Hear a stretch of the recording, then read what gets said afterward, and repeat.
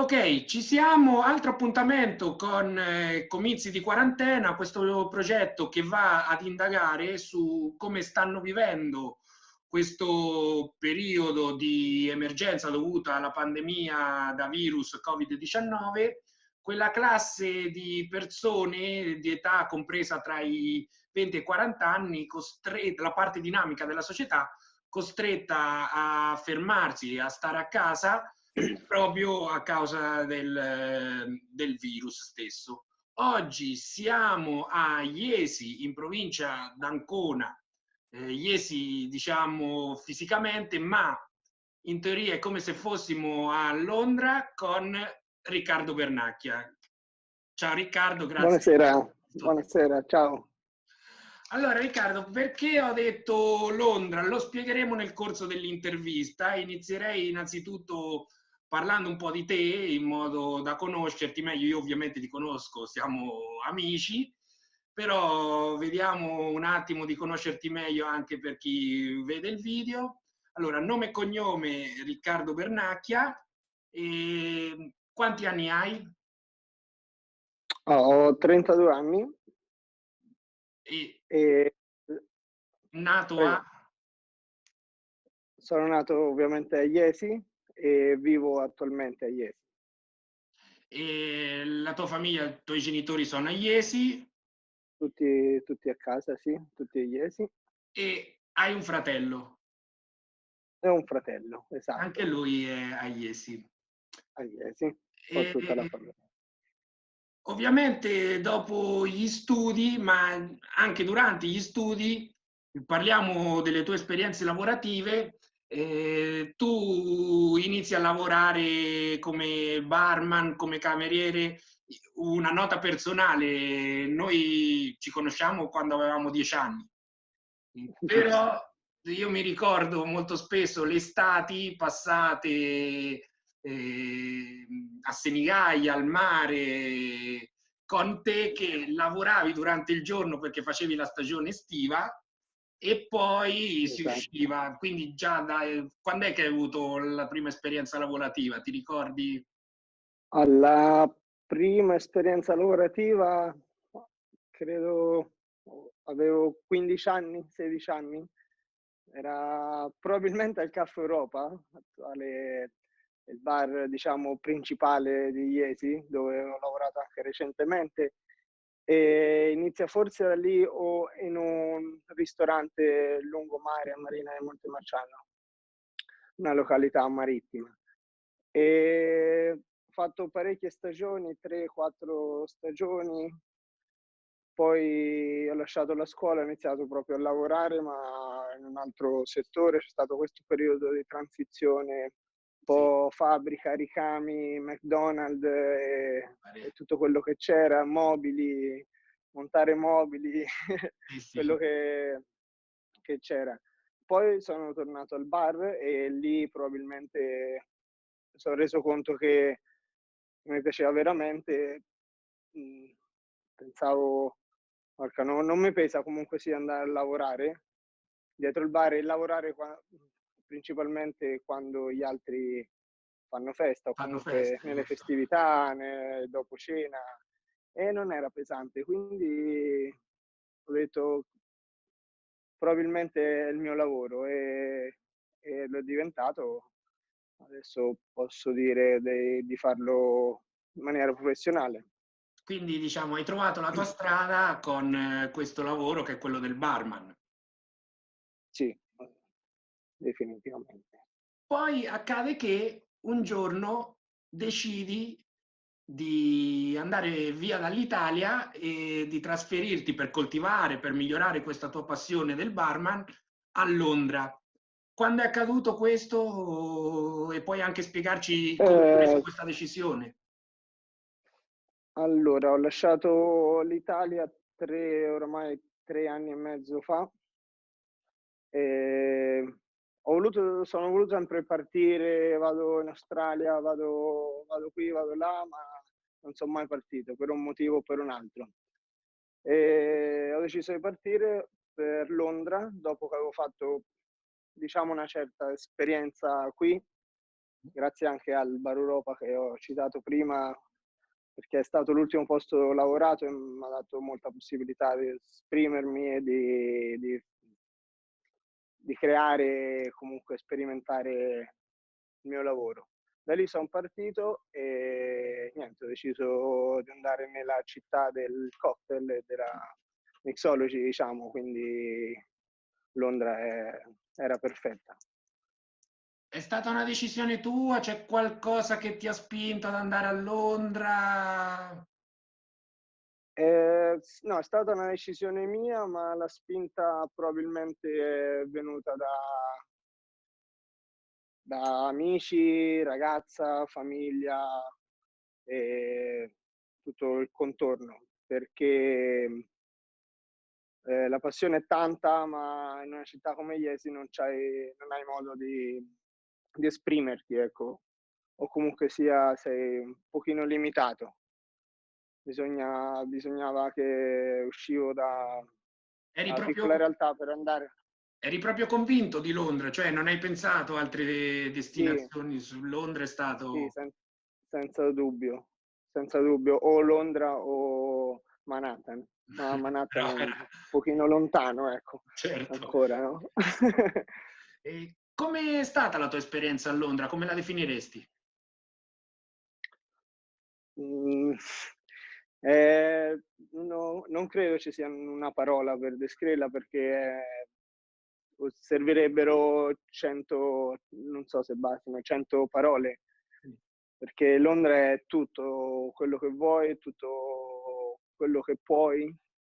Vedi obiettivi, vedi che li puoi raggiungere se ti impegni, se lavori soprattutto molto, corri, puoi raggiungere più o meno quello che vuoi. È una città molto difficile Sì. perché frenetica, caos, non hai mai tempo per ti servirebbero 40 ore. Però è eccezionale perché apprendi, impari cose durante il giorno, proprio anche involontariamente. Impari durante la vita quotidiana, per strada, ai bar, ovunque tu vada c'è qualcosa da cui prendere spunto. Sia cose brutte, magari da non Sì, prendere spunto, sì. ma ci sono molte cose, più cose belle. Ehm, niente, questo è, quindi Londra ha mille colori, mille occasioni. Londra la piangi, ridi allo stesso momento, è come il tempo, piove, c'è il sole allo stesso momento, più o meno facciamo questo paragone, ecco. Sì, quindi se io ho capito bene, un'esperienza sicuramente molto positiva per te. Sì, molto positivo, molto positivo. All'inizio molto, molto dura Sì, per la lingua, ovviamente, no, zero comunicazione, solo sì, no. sì. E quindi questo magari è stato i primi 5-6 mesi, se non sei abbastanza forte e deciso, che magari ecco, non hai un obiettivo, capisco che potrebbe essere difficile rimanere in una città così. Però per il mio lavoro è fenomenale. Si superano quelle difficoltà, diciamo, Infatti, poi sì, sì, se sei convinto di quello che vuoi fare, vai per la tua strada, dico, di si provare. superano Lo tutte. consiglieresti addirittura. Poi scoppia il caso coronavirus. Abbiamo visto dalle notizie che scatta inizialmente in Italia l'emergenza, si espande a tutta Europa. L'idea che c'è che comunque in Inghilterra e a Londra soprattutto inizialmente l'emergenza non era così sentita, cioè non c'era stati subito dei provvedimenti rapidi. Io ti chiedo com'è stata la situazione, come hai vissuto quei momenti a Londra quando ti arrivavano anche notizie dall'Italia?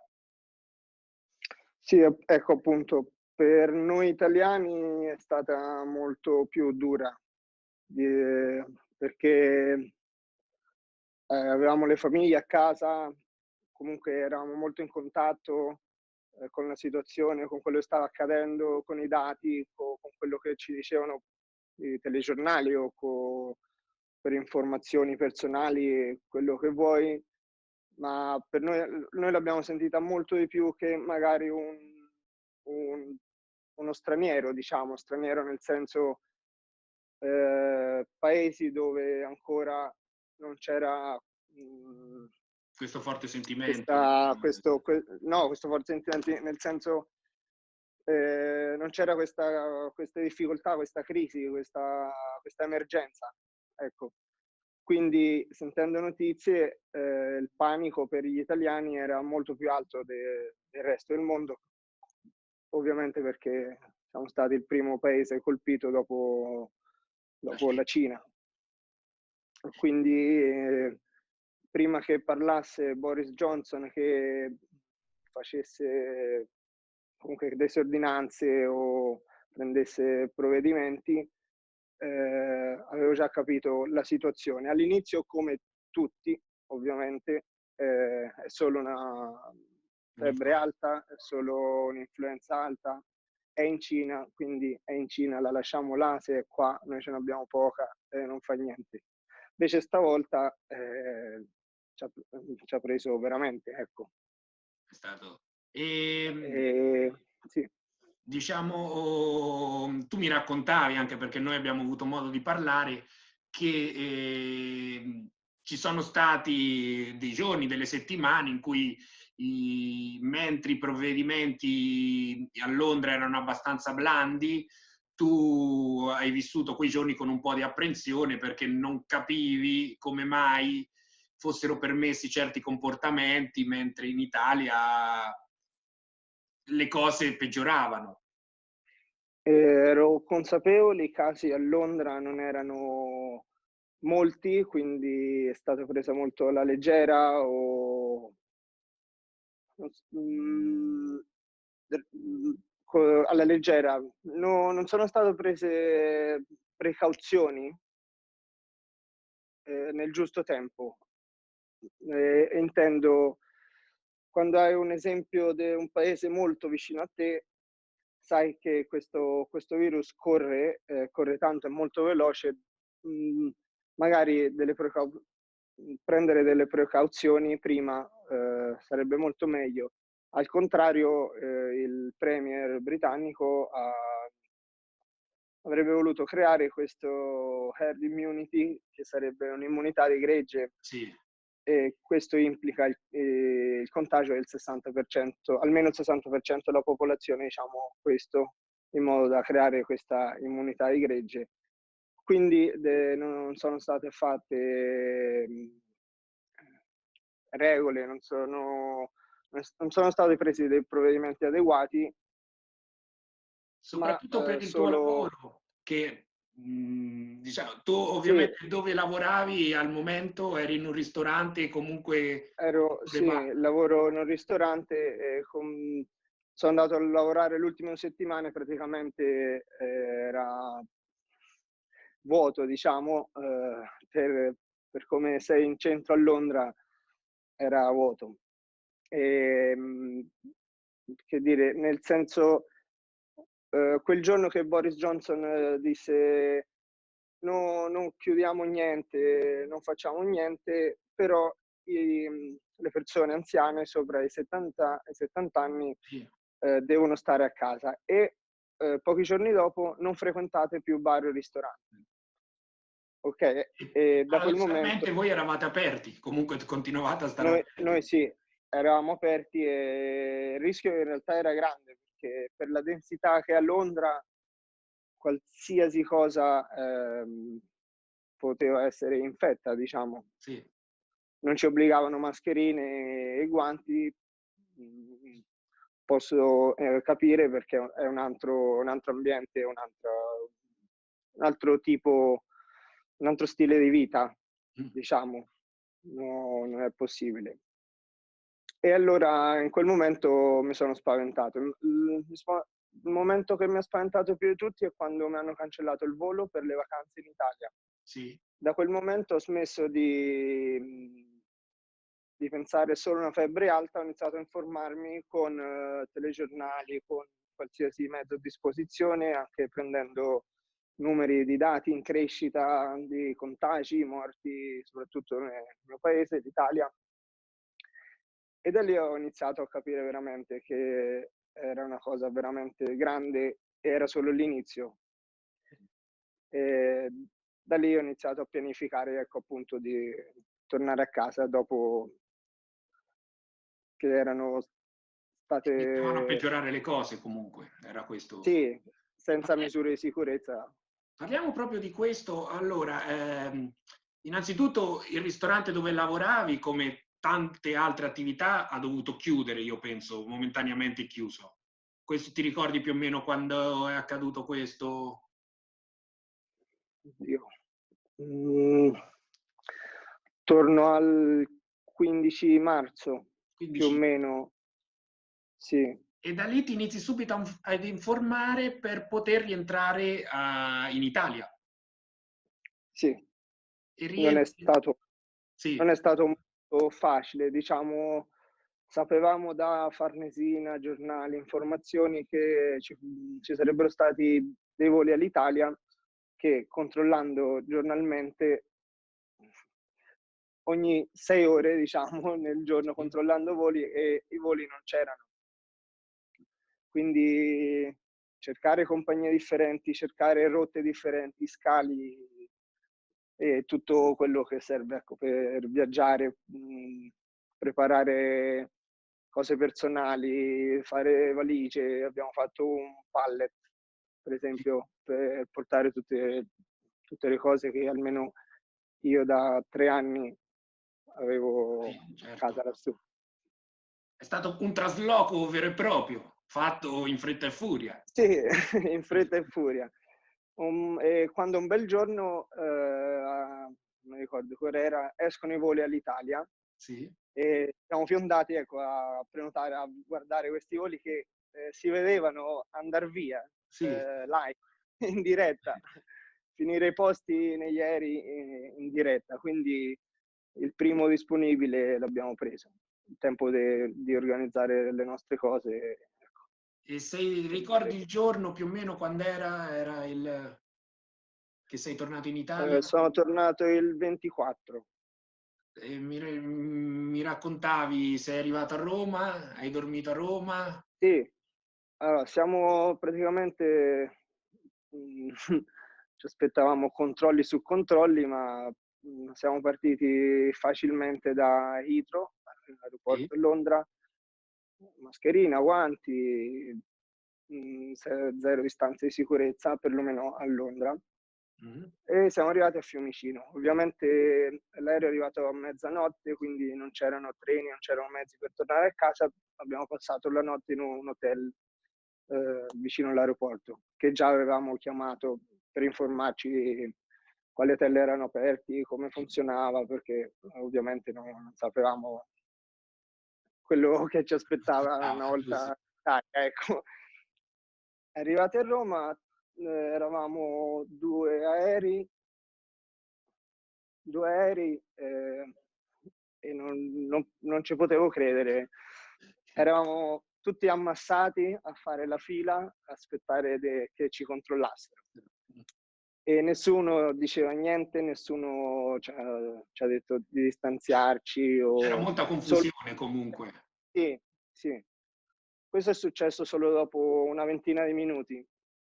E addirittura mi è rimasta impressa una scena, Mh. un poliziotto che disse a una ragazza di non fare le foto Mh-mh. e di togliere il cellulare e insisteva perché lei cancellasse la foto, quando c'erano almeno 250 persone a, credo, 30 centimetri l'uno dall'altro, e si sono, ecco, diciamo, preoccupati di non fare le foto invece che far rispettare le distanze di sicurezza. Ah, Dopo, alla fine l'hanno fatto dopo una ventina sì, di minuti. Sì, è vero che siamo stati nell'aereo tutti insieme, però. però se ci distanziamo dopo l'aereo magari sarebbe E sei meglio. tornato a casa il giorno dopo affittando una macchina, quindi Sì, dall'hotel siamo tornati a Fiumicino, ho affittato una macchina e siamo tornati a casa. E c'è stato la E quarantena, hai dovuto fare i 15 giorni di quarantena comunque.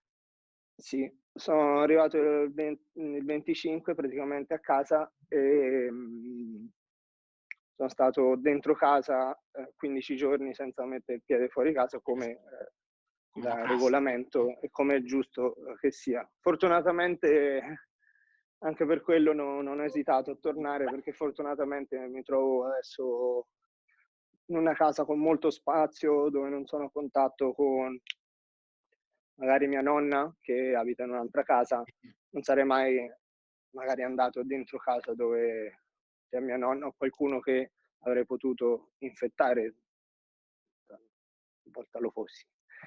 E quindi sto qui, ho un gran bell'appartamento, mi ritengo molto fortunato. Grande cucina, poi che a me serve anche per lavoro, per provare, sperimentare mie cose, giardino grande, ho il cane, vivo solo con mio padre che abita di sotto, quindi no, non creiamo assembramenti. Ecco.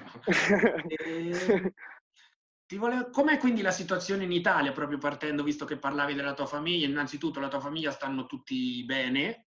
Sì, a casa tutti bene, cioè, stanno tutti a casa tranne mia mamma che deve andare al lavoro perché lavora in un supermercato, Mh. quindi deve andare al lavoro. Ma per il resto tutti stanno bene, anche amici, parenti in generale. Quindi diciamo che è andata bene per il L'unica momento. cosa, la situazione ormai si sta tutti in casa, non si esce, tu riesci ad uscire, vai a fare la spesa, qualche movimento? La situazione è che dobbiamo stare tutti in casa, uscire per necessità o urgenze, per bisogni primari, ecco, come andare a fare la spesa in farmacia e poche altre cose. Io esco una volta ogni 4-5 giorni, diciamo. Può capitare che esco di più, ma solo magari per comprare qualcosa, ecco, urgente. Se no sì, non dobbiamo stare a casa e Si stare rispettano le molto regole. attenti a rispettare regole, a tenere pulito e lavarci le mani e stare attenti a quello che si tocca, perché è molto facile fare errori durante una giornata, perché ci sono tanti minimi errori che potresti fare, ma Non te ne rendi neanche conto. che non te ne rendi conto e sarebbe impossibile vivere. Dovresti vivere 24 ore pensando di non toccare, lavarsi, igienizzarsi, il che sarebbe impossibile. E ti arrivano notizie da Londra? Com'è la situazione là? Hai parlato con degli amici, gente che è rimasta là? Sì, sono molto in contatto con amici e colleghi, parlo spesso con 2 miei colleghi, un paio di miei amici e la situazione diciamo, non dico migliorata perché sono in crescita i dati Sì. da quanto sento al telegiornale, da quanto mi dicono, ma perlomeno ci sono distanze di sicurezza, segnaletica, nastri o quello che sia per far rispettare distanze di sicurezza. Non sono chiusi i parchi, so questo, che si può liberamente comunque uscire, andare a fare una passeggiata o comunque andare a fare una corsetta al parco, mentre se vai a Non c'è prendere il sole no. non c'è l'obbligo di mascherina, immagino ancora, guanti, non è Non credo ci sia obbligo di mascherine e guanti, quello sta a te quando esci di casa, quello che si come ti dovrebbe senti più fare. sicuro, diciamo, più precauzioni prendi, Io più tornando a casa qua in Italia dove c'era il focolare d'Europa, sì, ecco, sì, sì. tornando la gente mi diceva: "Ma sei matto? Dove vai?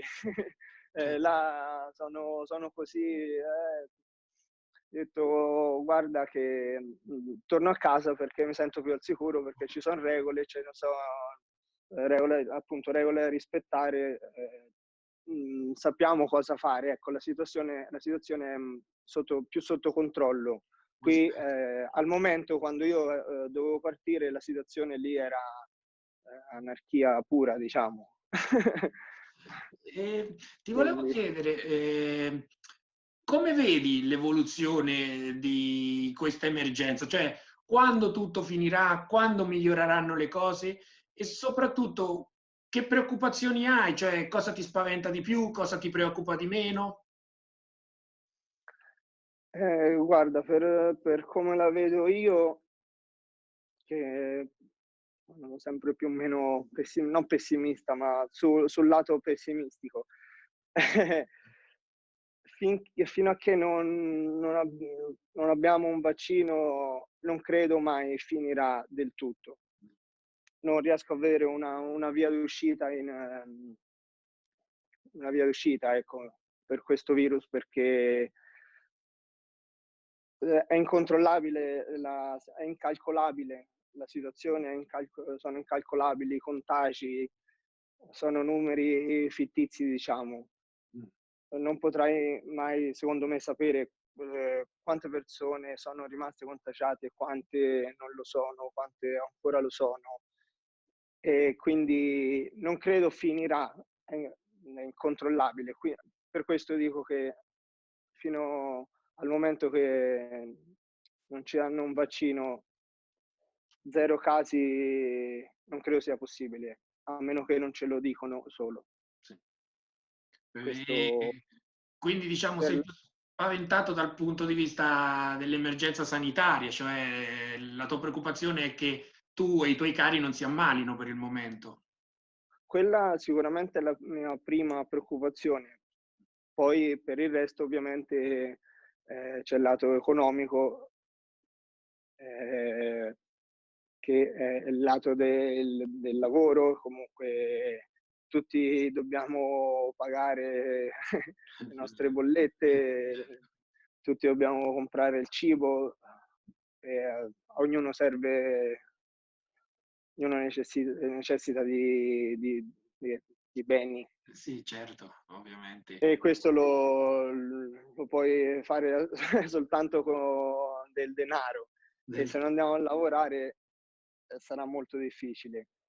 Vedo che qualcosa, per come siamo in calo, vedo che qualcosa si muove, anche se personalmente, opinione personale, secondo me è un pochino troppo presto. Sembra quasi che abbiamo fretta di riaprire e lo stesso governo ha fretta perché noi abbiamo fretta. Sarebbe meglio, come ha fatto il premier francese, secondo me, allungare il lockdown magari fino all'11, se non il 15, e allora credo possa essere una data più ragionevole che aprire cartolerie e negozi per bambini magari oggi, che a mia opinione non serve assolutamente a niente. Vedremo, vedremo. E io Questo invece volevo chiederti come ti sta cambiando il virus. Cioè, se stai notando dentro di te dei cambiamenti dal punto di vista del tuo carattere, delle preoccupazioni, ti interessano più alcune cose rispetto ad altre che prima proprio te ne fregavi, diciamo, ma anche se rispetto all'inizio dell'anno in cui sicuramente spesso e volentieri si fanno dei progetti nuovi, l'idea quest'anno voglio fare questo, voglio riuscire a realizzare questo progetto. Se hai abbandonato cer dei progetti, li hai modificati, ne sono nati dei nuovi con la quarantena. certo, sicuramente metto su qualche chiletto in più. Questo come tutti. Come tutti, ma sai, venendo da Londra a ritmo frenetico, mangi, bruci e corri a destra e a sinistra, e qua è molto più relax, quindi ecco, mi concentro molto diciamo, nel ritmo dell'alimentazione. Per l'alimentazione stiamo lavorando. Lavorando. E no, niente, io continuo comunque sia a fare quello che faccio da molti anni, soprattutto il mio lavoro, non soprattutto, ma diciamo che posso lavorare da casa, consiste molto nel consiste molto nel preparare, comunque nel fare preparazioni per drink, per qualsiasi cosa. Io amo cucinare, amo gli ingredienti, amo mescolarli, quindi in casa mi trovo proprio per lo molto a mio studio. Tu agio, stai, ecco. diciamo, in questo momento studiando per evolvere Sì, nel tuo lavoro. diciamo di sì. Sì, sto definitivamente studiando perché come molti lavori la mixology e la cucina o comunque la ristorazione in generale è sempre in evoluzione, c'è sempre qualcosa di nuovo, c'è stare al passo coi tempi, tecniche nuove. E dai miei studi posso mettere in pratica queste cose che ho imparato, che sto continuando a imparare, e grazie a Londra ovviamente ho preso moltissime cose che mai avrei creduto, e adesso l'ho messa in pratica, le continuo a mettere in pratica. E a casa dico che mi trovo molto bene perché ho una grande cucina, ho molti strumenti, ho molte bottiglie, poi continuo comprando, provando, anche sprecando cose. Purtroppo cerco sempre di non sprecare comunque sia niente, né scarti, ma quando vuoi provare, sperimentare, studiare, qualche errore bisogna farlo, ecco. Quindi, Dagli per errori carità, si impara. magari è una situazione questa la tua che nessuno avrebbe mai immaginato, come tanti, di rimanere a casa, chiunque avrebbe preferito una situazione di vita normale, però sotto un certo punto stai trovando quel tempo per migliorarti, per, Sì, mi viene il termine esatto, inglese, questo. improve, crescere. Ma è giustissimo quello che hai detto, perché a casa hai tempo, a casa sei rilassato, hai tempo per concentrarti, per capire bene certe cose, e lavorando, sai, come il mio lavoro, che lavori almeno 10 ore, almeno a Londra, o comunque dalle 8 alle 10 ore, considerando quelle che dormi, ecco, hai poco tempo per sperimentare e approfondire così tanto. Quindi devo dire che mi aiuta in un certo senso questa pandemia. Stai Diciamo, tirando fuori il sono molto positivo della concentrato situazione, diciamo sì, lo così. facevo prima perché è una passione, gigante, e lo continuo a fare adesso anche meglio e molto più approfondito. E, Quindi il lavoro me lo permette, ecco. e io Non volevo chiederti se ti manca Londra, se ti trovi meglio in Italia. Tu mi avevi anche parlato di una idea che era quella di tornare comunque definitivamente in Italia a luglio. In base a cioè sì. questa esperienza che stai facendo, hai cambiato qualcosa? Rimani della stessa idea? Vorresti tornare a Londra? Guarda, non me la sento neanche più di prendere decisioni e dire farò questo, perché ho visto, soprattutto negli ultimi 6 mesi, come può cambiare la situazione da un momento all'altro. L'idea è sempre quella che di continuare comunque col mio lavoro, ovunque sia, lavorare in un ambiente che mi piace, che comunque sia mi trovo bene, che sia in Italia o che sia in Inghilterra.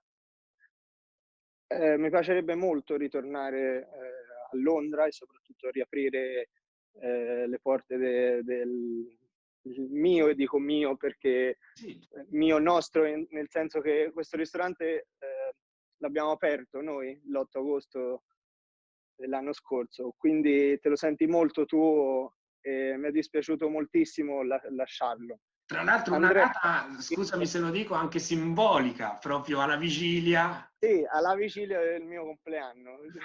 Sì. Ho fatto un compleanno bellissimo correndo 13 ore, lo auguro a tutti. Però mi sono divertito tantissimo. Era la premiere, l'inaugurazione del locale, è stato veramente bello. Dicevamo, Che quindi dicevamo? l'idea è, non sai, non ti Sì, sbilanci su delle decisioni. sì, non mi sbilancio. Mi piacerebbe molto, anche perché sono rimasto in buonissimi rapporti con i miei colleghi, con manager, con tutta la gente con tutti quelli che ho lavorato, ma anche con gente che ho vissuto, con amici, gente che ho lavorato in passato. Ma per quanto riguarda il ristorante, sì, mi piacerebbe molto, ma non so quanto sia possibile. Vediamo. Ci sono molte cose da valutare, la prima su tutti il virus e poi altre cose che potrebbero uscir fuori, proposte o vedremo, vedremo. Ti tieni aperte tutte le porte. Mi piacerebbe farti le ultime due domande. Una domanda che quando posso fare la faccio, con te posso, visto che abbiamo parlato del tuo compleanno. Come immagini il tuo compleanno di quest'anno? Cioè, cosa accadrà il 9 agosto di quest'anno? Saremo fuori dall'emergenza? Si potrà uscire? Non si potrà uscire? Devo dire che comunque sia sono molto fortunato a compiere gli anni il 9 agosto, che è una data, diciamo lontana, ma Anche se non anche non mi troppo. sbilancio neanche su questo, anche non troppo lontana. Quindi lo immagino, un giorno caldo Cioè, ovvio. o piovoso o piovoso. Probabilmente saremo lontani dalla situazione che c'era anche 2 settimane fa. Mm. Saremo molto lontani, ma ancora un po' vicini, quindi sarà strano. Eh. Dovrò inventarmi un compleanno alternativo e vedere quello che si può fare, visto che i miei 30 anni l'ho fatti a Londra senza amici, ne avevo solo un paio e i veri amici d'infanzia erano tutti tra chi è all'estero e chi è a casa. Non ho potuto fare, cercherò di celebrarlo quest'anno o l'anno prossimo che magari viene meglio. E poi l'ultima domanda, ovviamente molto personale, è qual è la prima cosa che farai quando tutto questo finirà, quando verrà dato il permesso di poter uscire? Eh, Ovviamente riabbracciare la mia ragazza, ok? come penso molta gente vorrebbe fare, ma anche Ah, respirare. non sapevo che molta gente vorrebbe abbracciare la tua ragazza. Sì, speriamo non troppi, per Non troppi, evitare ecco. focolai e assembramenti.